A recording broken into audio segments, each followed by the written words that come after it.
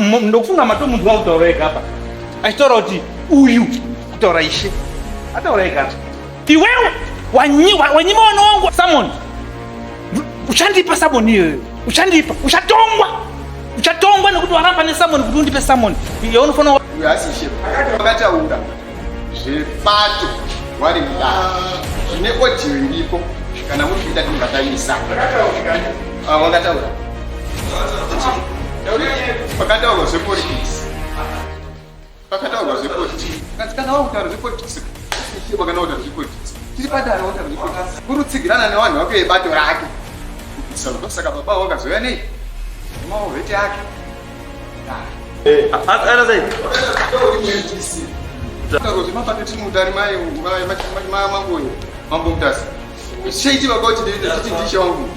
Kunashe Studios inokuunzirai nyaya dzinoitika hatinogara, real life stories zvisina kurungwa asi zviri pachena. Kana kari kekutanga kusvika pano, baya subscribe wotekenya kabhero ako kuti usazopotsane nezvitsva iwe. Kunashe Studios, real life stories pajekerere pachena zvisina chete.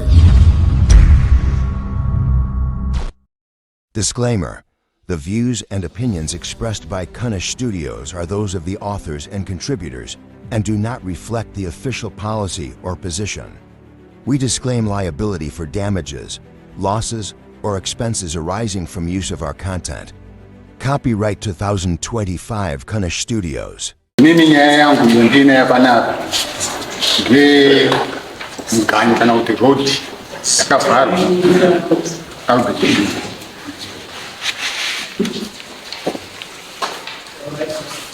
yakavharwa naDavid Bison kubu. Road inoenda pamba pangu ichipfuurira kuenda kubudu. Aiti mumunda make ndipo pane dambudziko rangu. Ienda pashi kuzindiko wakadaidza kunyeni ada kuedza kunge kuda kutibatsira zvikakundikana akazouya pamunda ipapo nepapa rekugadzirisa ini hatina kundigutsa ngekuti wakati zvakaita waya iyi ngazvigare zvakadaro. Ini ndinofanira kugadzira road inoenda kumba kwangu.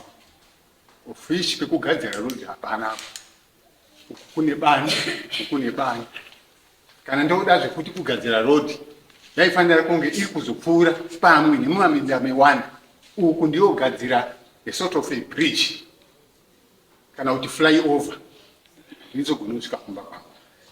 Saka hazvina kundigutsa. Ndibva ndaenda kwaMambo Mutasa. Apa takatongwa apa ndishe Mudzindiko ndandine mawitness angu akakwana. Asi Bison mawitness ake andimuziva akanga ari maovheti atisikagari nawo.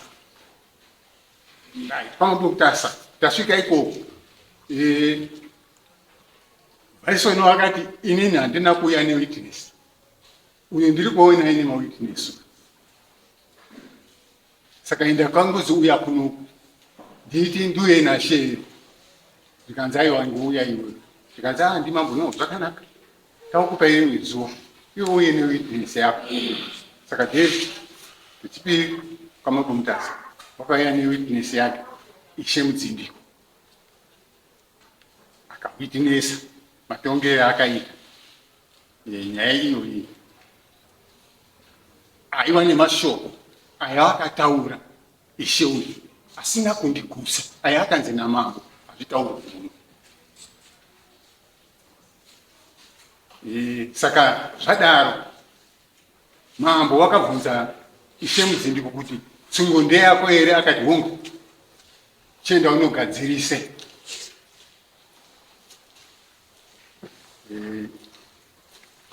Tabva paMambo Mudzindiko ane chaakaita abva agara. Ndomubvunza iwe pamira ngei? Hazvina statement. Ndoye dare rake harina judgment, hapana chandakaona chinyorwa chakabva kuna Ishe wangu. Ndipe zvinyorwa kana tabvapo ndakazofunga kuti no, ndaenda kuna Tomtai provincial DA akati enda kukanzo. Ndaenda kukanzo, kukanzo wakautuma munhu wavo engineer, enda notarise. Engineer vanoti panotoda flyover kuti munhu yapfundiwa hapatoiti. Wabva wagarawo ndoita follow up again kukanzo, wakazouya nyaya iyo wakataurapo iyo haindibatsiri. Ndakaisa kuti kutaura kuti zvinhu zvakaitika 2020 neenda pachi kuenda kwamama right. Pari zvino izvi Ishe unowu mukutaura kwake kwandiri last year wakati ndakabva kwashi kwamambo ndakanzi iwe enda unogadzirise nyaya iyi ugone kubvisa waya uzorere vanhu avo muvhileji mavo mubhuku mavo nokuti inini pari zvino izvi Ishe unozviziva kuti ini hanasa hatondikonzidi sagwata handikonzidi zvese zvinoitwa muvhileji. No, handisi kuda kupiwa mari sabhuku, ndoda kutaura chikonzero. Inini teerera chikonzero kuti imimi munzwe chikonzero. Ndamira.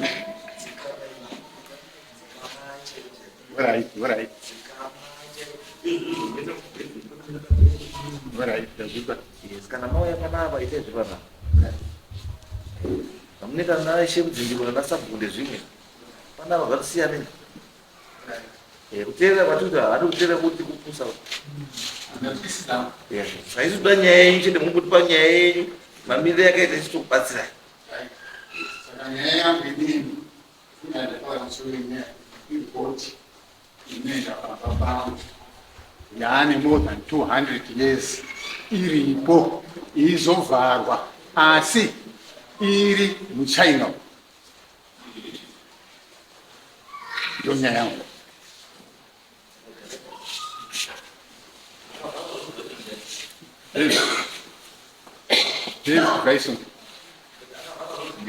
David Bison.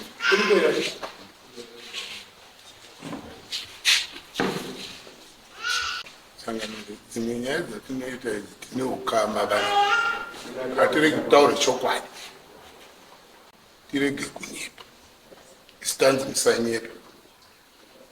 Munhu akataura nyaya yekufulaiova ari unya, munhu akataura kuti ndati akataura nyaya yekufulaiova ari unya akaenda kwese kuri kutendera uko handiyo nyaya yatafambira. Ini ndakafonerwa zuya handirambi pese panongondosunga anongondisungisa ndimukona handiti isisu dunhu redu tiri wairi tagara tibvunzwa. Ishe wakabvunza muri kukanira nachainere 0 handiti hapana hatisi kukanira nachainero basi chainero chimukana chepakati pedunhu kumwe uku kwete handiwo zvakaita dunhu redu. Dunhu redu rakabvira kuganwa ngeTom Brady. Uri kuzasi une property yake nerendi yake, ari kumusoro ane rendi yake. Kana icho unondipupurira, kana wekanzura unondipupurira. Rodi yamunotaura irodi iri kupinda ngemumunda mangu nekuti nasino hangu mari yekufenzapo chinotanga munda. Rodi iri kupinda ngemumunda mangu. Ini ndakashayiwa mari asi mukoma wangu wagona kuona mari. Uku kune goronga handiti. Saka ini ndakaofenza ndiguma padhuze apa mukoma ungaga wabatana negoronga nandibata makore ekare airima indisina wangu mari pandakazofungawo kufenzawo inini ndo pakabvunza pakapinda dambudziko ndakafenzawo kuendawo kuwaya yake kwayakaguma nguva yakaendesa waya mukoma uko daakanga ari munhu anoda kukasika kugaya asingadi zvokurwaba andani akabva azoona ndakufanira kuitawo rodi yako nokuti muningini akazofenzawo akagumawo apa ndichashaya kwekuenda irodi here tikatoti rodi haisi rodi ba asi kukanzuru wakataurira kanzuru kuti muningini wangu wakavhara community road kanzuru yake yari kumhanya isvikaivhara zviri community road handimona chirodhiwo chiri kundoenda saka kanzuru yakauya ibva yati pakati takaenda kwasho isha bvatonga tienda kwamambo mambo aibva atonga iye aizoenda kwese kwautaro kanzuru yakauya kairi ibva yatonga ibva yati aiwazvo chiregera rodhi yako iri kupinda nemumunda memunin'ina uri kukata munda wemunin'ina saka iwe chigadzirawo yako rodhi ngeuku kanzura yakapedzisira yakati wakuru wacho wakazonzi ngawauya wakauya wakati chiendeke kumusoro kwomba dzemunin'ina uku ubva wadzika ngekuseri kwaenda kumba kwako ndo zvatatonga pano usapinde mumunda memunhu kana iwewe waona kuti zvakunetsa usasaswera uri mhangara mese bomo chienda kukoti isusu wekanzuro zvatanyora panapa mupepa iri ndo zvatichawerenga mukoti wanzwa here akati ehundi noendirishamswa kuwana ndirifonera wanzi urudikana kwamambo kune nyaya yerodi nerodi rodi yacho yakadii mukasvika ipapo munoshaya kuziva kuti shwashi chiri kutaurika pano nzvimbo dzekugadzira mugwagwa dziripo mukoma wangu hadi kugadzira mugwagwa kana rodhi yari kudaro kushandisa ngedzangu ndingogadzirai nekamugweje kangu agadziri rodhi kana kandaona ndi kugadzira rodhi unopfuura kana kaona ndagadzira rodhi ndaisa madhireni wobvasuka chikoshikari chine mavhiri esimbi kubvatua handitauri hangu bani konyara rangu asi kana kusukiswa kwesoko ndofunga kana kakake chi48 kusukiswa kwesoko ngonondisukisa kwesoko aimbopiwa nemapisi order aididini ungondoramba akandondisungisa iyo zvezvi zvinoitika akaona kuti kwapinda mambo mutsva ndaunzwa pamambo akaona kuti kwapinda ishe mutsva ndapa ishe akaona kuti kwana da munyuwani ndapa da hadzipiri nyaya dzacho akazwa kuti kwana major street munyuwani kwa major street ndakuti mudzara ndakuti amwe ndingosenza unoa ndingosungiswa kukoti yakawakwa mazuva paya ndakuti izuva naisikatombo izvi ndakutosungiswa ndasungiswa akandiziva kuti papinda mambo mutsva anozopapinda mutsva chetu anoziva kuti hasi kuziva nyaya dzedu obvaenda koni mangari saka anga magara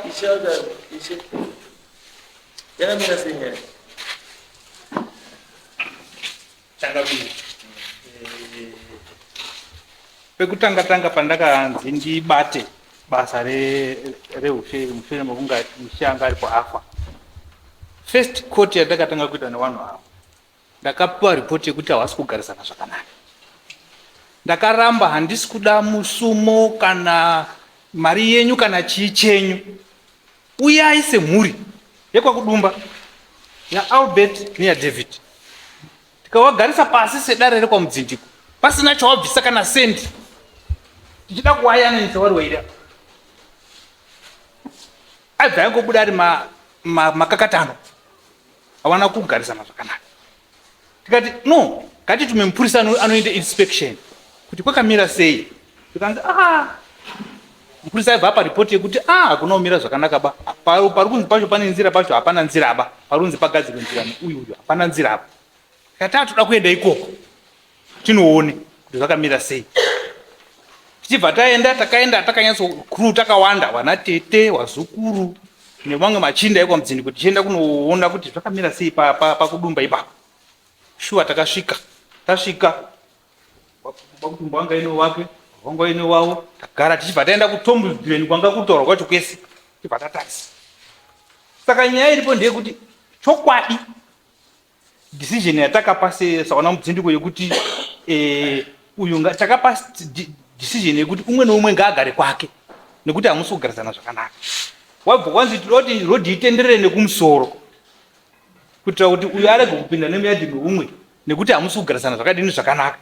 Saka tiri kuona kuti uyu unenge wakabva azonyanya kuomeserwa uyu taakuivhareta yedu izvozvi pari zvine zvichangamiri hazvina kumira zvakanaka pamagarisirano ayo vari kuita. Kana kanzuru yacho payakati hayo tenderera nekugomo because yadhi yacho wakamira wakati uyu uri kumusoro uyu uri kuzasi, uyu wakabva ateedzera fenzi yakafenzwa nemukoma, asi mukoma paanga akafenza haana kufenza achibhuroka uyubo.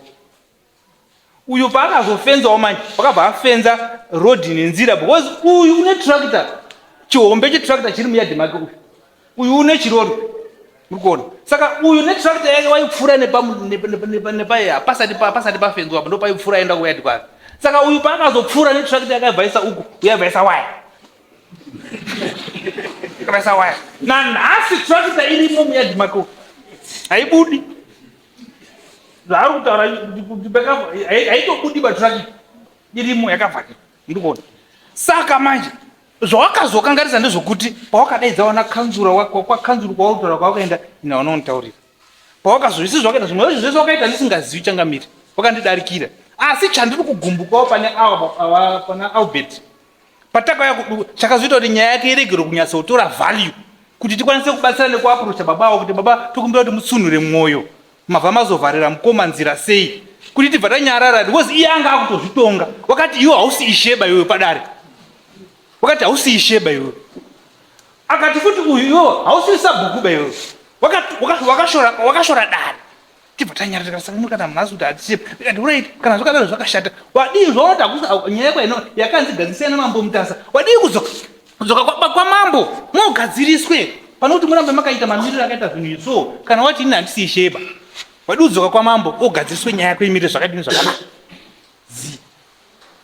Saka chisiri kunyatsondifadza ndechekuti baba kudumba shuwa une problem asi ndokufunga matomunzwa kutaura ega apa achitaura kuti uyu kutaura ishe ataura ega ataura language yekushora isiri yakanaka of which shuwa munhu une problem asi ndinomubatsira sei manje kana ndobva ndamira hangu kusaidi.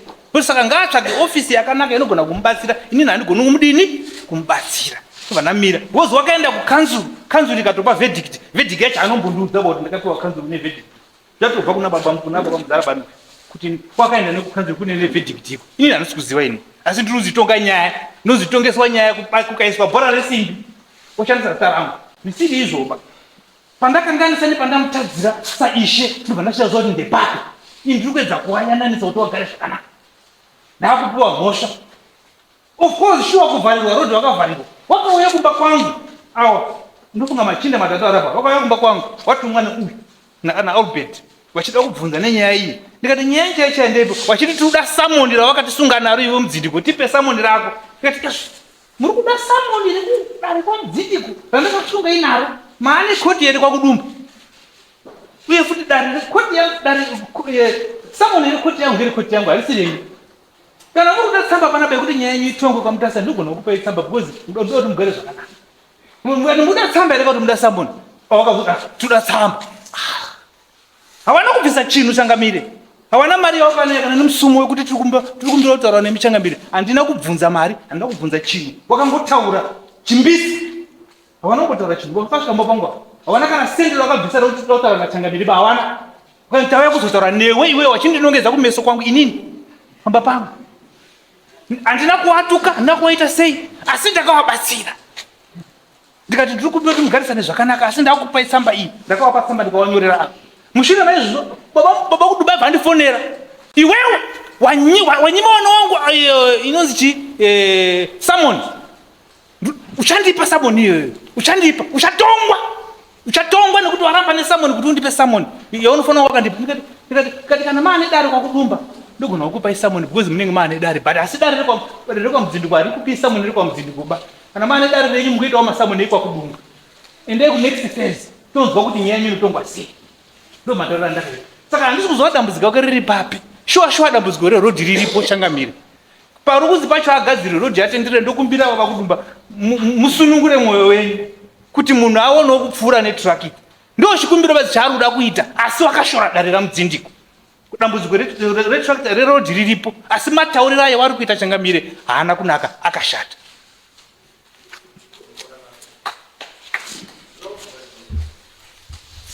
Kukanzura yakapinda sei? Yakasvika ndisingazivi. Asi kanzura yakapinda sei? Because kanzura haitongi communal area.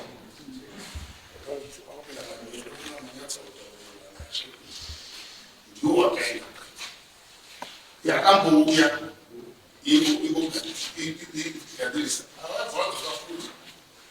kanzuri kwati kunokwazi umuzi wakuru wacho wabva watenderera nzvimbo dzati dzese nekuona kuti pane panoita kuita rodheni, ndobva wati pane nzvimbo mbiri. Kanzuro yakapinda papi? Ndiani wakadaidza kanzuro? Saka ngati ndinoona zvinozibatsirana. Kanzo haitongi communal area. Kanzo inoperera kuma-business stands, kuma-commercial stands, nema-residential, nema-township akadhiklewa kuti ma-block point machi ndomunotonga nekanzo iyo. But nzvimbo iri mu-communal iri muzevha mukatonga kanzo haitongi izvo. Kune madzishari wakadaidza kanzuro ndiripo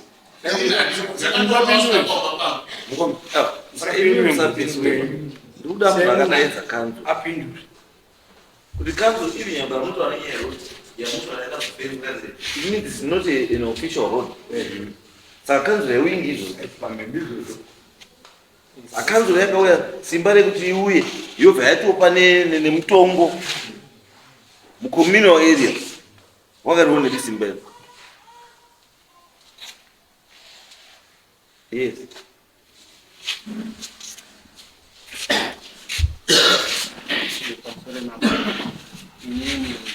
Ini ndakadaidza kanzuro ndimuna Albert. Takaenda paDA kutaura Richard Kuduma. Takaenda paDA kutaura ngenyaya yekuvharirwa rodhi. Munhu akanga handisekuru akanga ati achimboendai paDA pamwe mbogona kudini mogona kubatsira.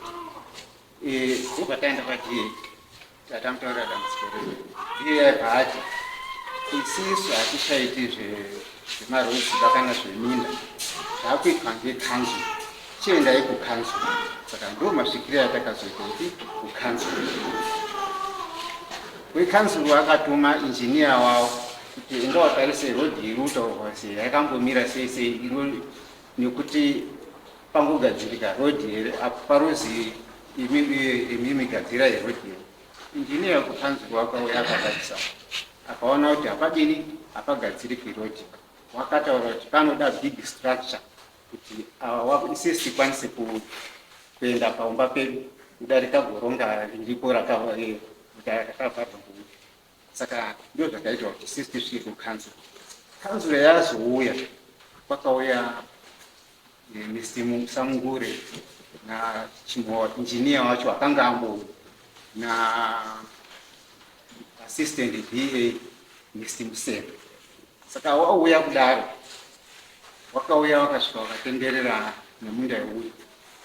Isisu hawana kutidaidza kuti parunesi dziri pati.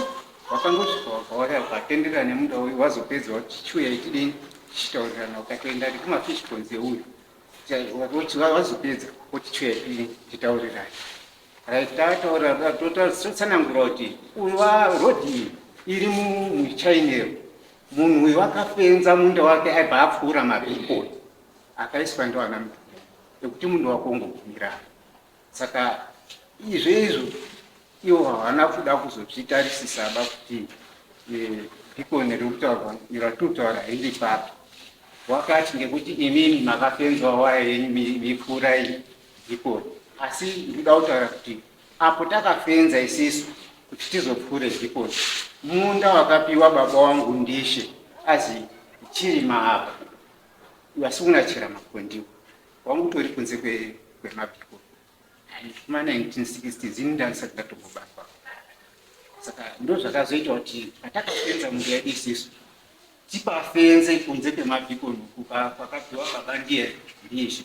saka zvadaro tachitaura kuti rodhi yakafenzwa iyi iri muchina haisi mumunda memunhu ba iwo wakati iri mumunda memunhu nekuti iri makafenza munda yenyu meisvika uku mukapfuura mabhikoni saka uyu unofanira kufenzawo munda wake aipfuura mabhikoni saka ndopawakazoti tigadzirei imwe rodhi asi pekuti tigadzire imwe rodhi iwo havana kupaona ngekuti injiniya wavo wakataura kuti apaiti kugadzira rodhi papangoda bhiriji kwawakati titenderere ngekumusoro kweumbazi uyu havana kuenda kuongorora kuti kungogadzirika rodhi here plus kune minda yevamwe vanhu ngekuti rodhi yacho taitopinda futi ngemumunda mevanhu saka which means taifanira kunga totanga tataura nevanhu maridzi eminda kuti tikwanise kugadzirawo rodhi yedu ingosvika kumba kwedu saka ndo pakapindira council papa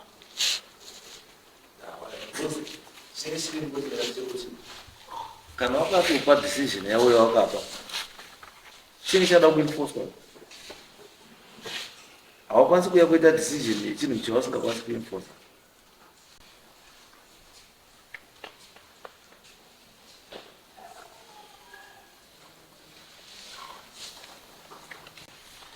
and titesande so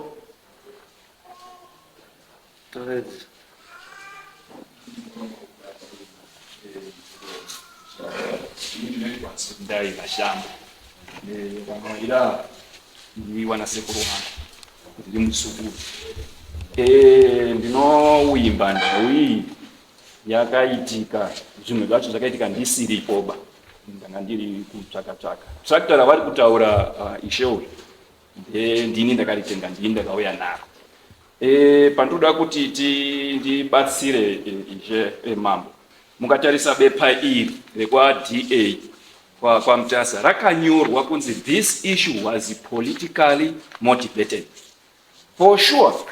Ndichinzwa kune chinonzi audio pawakaita hearing pamaaudios engineer akataura zveshuwa engineer pandakazoenda inini kwaDC kuti kwaDA ndaunomubvunza kuti kandi wewe mukatarisa date rakanyorwa tsamba nedate restembe zvakatosiyana zvii zvanga zvichiitika akanyora tsamba iyi ndiani unfortunately ndakasvika uyu asiko akanyora tsamba akadzingwa basa then uyu anonzi Musendo uyu ndakamuona toatamubvunza because ndiye anga ari paground pane here panokwanisa kuti inini ndikwanisa kuburitsa tractor rangu handizvo akati shamari ukasatoshinga hauna chakoba pakabhadhara saka corruption yakatanga kare even kwaMutasa ukatarisa tsamba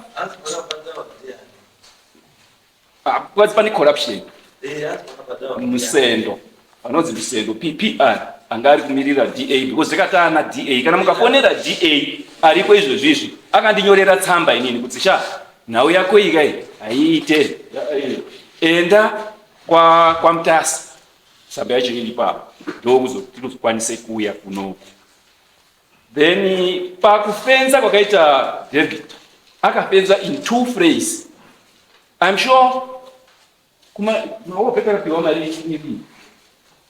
kuma 97 somewhere ndo paakafenza first akafenza aigumira pamabhikoni pandakazouya ine 28 netractor ndo paakazoextenda fence yake mukatarisa isi 2021 ko 2020 ndo paakazofenza obva abuda kuenda kunze mukatarisa futi ndikati kubva pamabhikoni kuenda papani apasviki even 100 meters iba it's less than 50 meters if I'm not futi inzira inodai kumusoro kwachoko kana 10 meters hadzikwani right tichirukura inini asati akurima ba uyu pamunda pari road irororo raishandiswa nevillage wachiri wakatumba twematsapi munotiziva kuti matsapi twemiti vachidarika naipapapa vachibira kumhiri kune chirwizo chinonzi Dora vainotema miti inini ndakatombotemawo miti yekwanyadongo ndikabhadharwa I was maybe 8 years so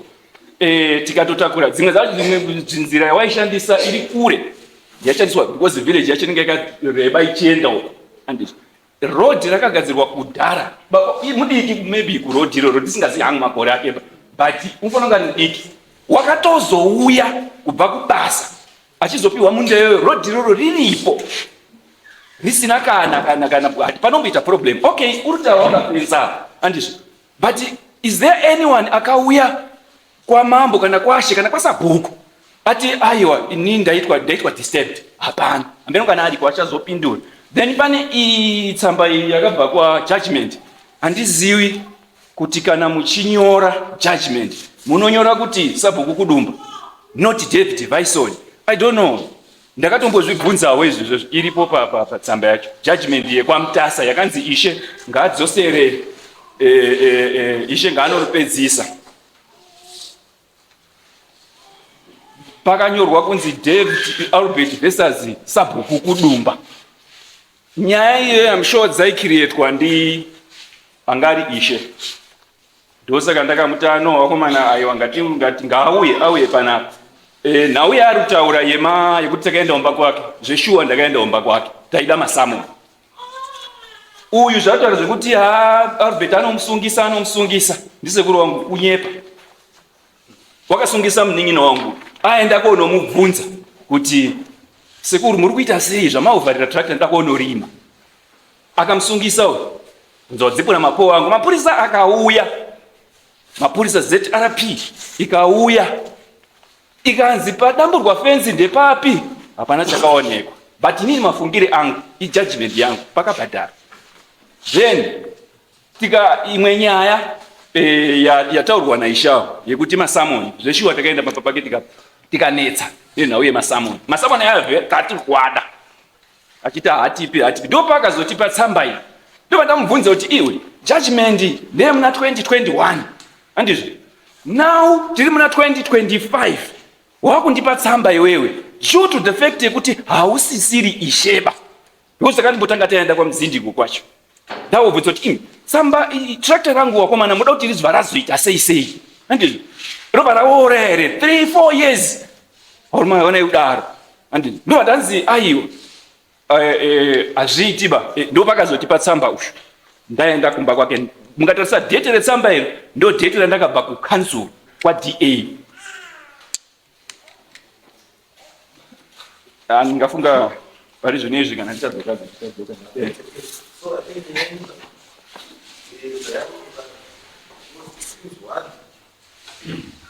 Yani tuma versus twakawanda. Then 2 yani element yemistrust yakawanda kuti hatifunguri nyaya yedu ikaendana nengino ba inopera. Nyaya yedu ikaendana nengino inopera.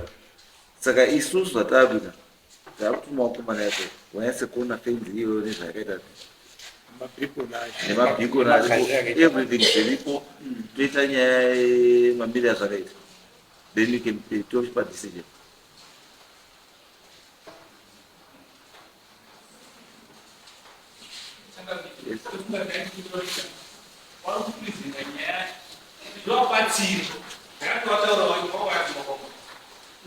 Kumbire David kuti ndiri kukumbirawo kuti road yedu ipfuurire kuenda kumba kwaOutlet. Just that kungokumbira, otherwise zvakaitwa naDavid zviri correct nokuti kuextenda kwakaita David yadhi yake akamutedzera zvakaitwa namukoma wacho. Mukoma wacho wakapfuura mabhikoni, uyu wakapfuurawo mabhikoni ese akaitwa nemadhomeni. Wese wakadzoka kuenda kubanuka. Saka kungokumbira kuti ndiri kukumbirawo kuti tractor yangu ipfuure. Ayo, ndo saka ndati ndakutuma vanhu. Wese wariti Inini ndakutuma vanhu vangu ini wanoita assessment yangu ini. Handichadi bazvokutumira. Handichadi zvokutumira.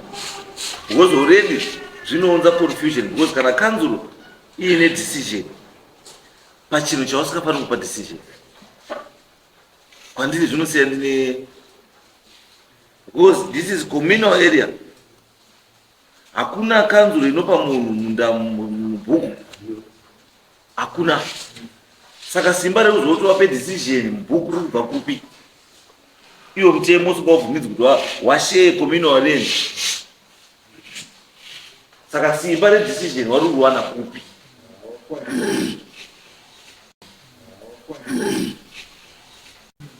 Iyo ndio wakati za open sadaka. I don't think the same. aiwa zvekuti hausi sheba handizvo ndakamutaurira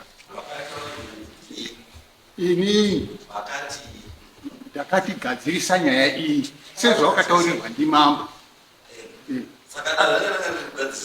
rave kuti gadzirisa saka anogadzirisa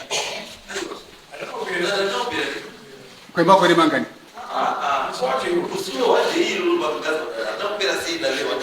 re1 day rakatopera ndizoende kwamambo kunga dare iri risina kutongwa zvakanaka wakadzorera kwaari kuti iwe nyaya iyi handiyobvunza kwamambo vai enda ugadzirise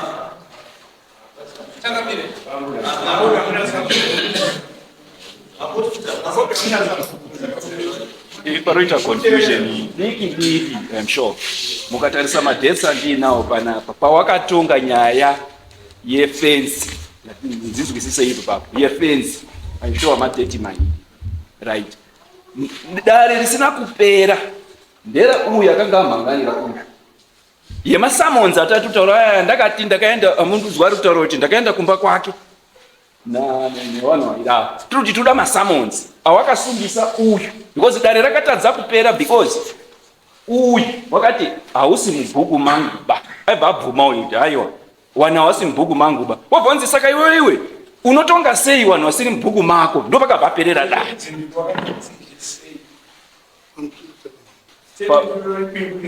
okay right regai ndisire uyo ndeyakanga aripo padare pacho handidi kutaura manyepo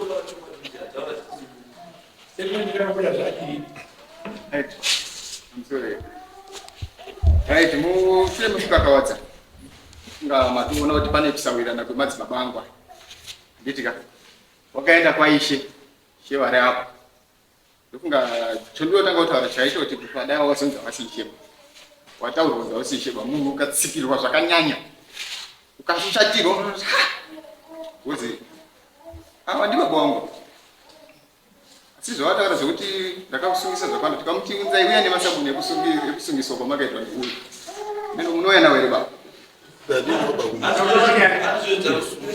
pamusoro ndaramba ndirushakaitambidzana chakaita kuti avanzi havasisheba chakakonzeresa kuti uyu azotaura kuti uyu asisheba uyu wakataura zvepato vari mudare zvine audio iripo kana muri kuita tingataisa wakataura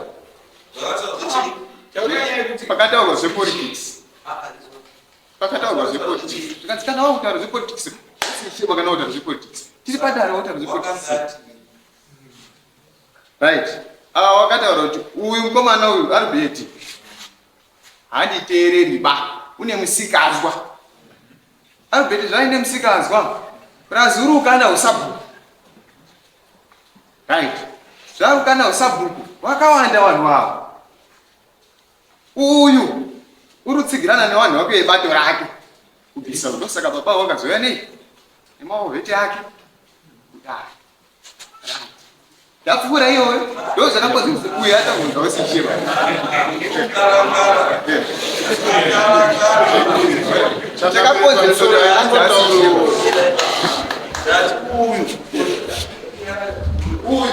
wati iwewe isho akataura zvemapato handi ndo zvakarwarisa uyu kuti hausishe handi ndo zvandinoda kuzwa mawedzi yokuti wakatinyi ndida mawedzi ake aishe akataura kuti uyu nenyaya dzepolitics dzawataura kuti pakataurwa zvebato yes aiwa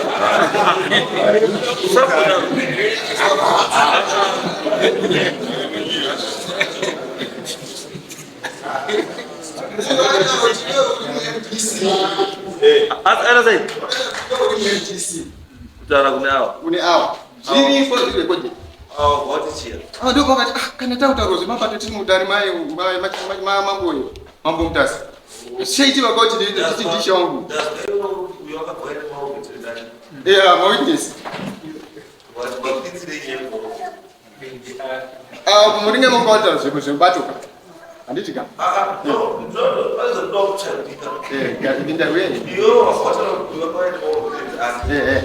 is witnessing.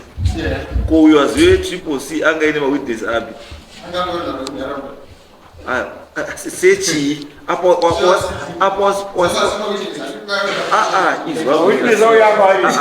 uyu ma-witness ake angari ma-veterans. Uyu ma-witness ake angari wanhu we-triple C. Ayo zvozotonguzoita ndokutaura kuti chandisingadi chandauza kutaura chete ndechekuti kana tiri panyaya handiti ngatisatonge nyaya tichitarisana kuti uyo uri kupinda chechi inoita sero ngatitaura izvo zvamakatoita izvizvo ndo zviri kukonzera discord kunyaya yese iyi idiscord yamakonzera nezvo makaenda kuita padani.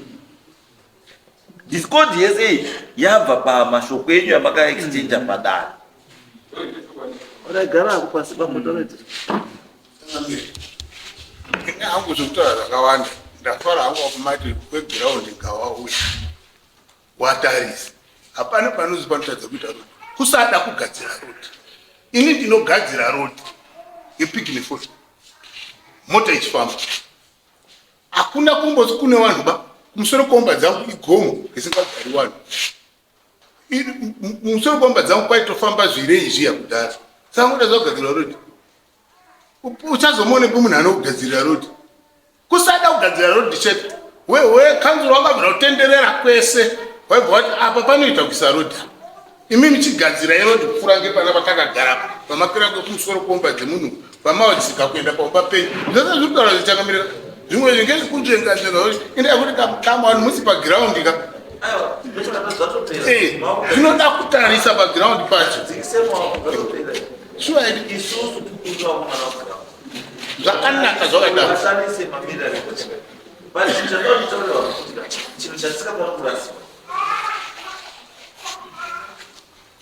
munda wemunhu, get me right, munda wemunhu munda wechi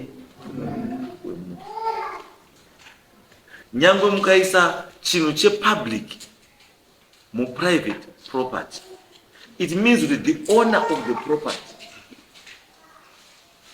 ane right yekuti nguva yafungoti handichachini haachachini,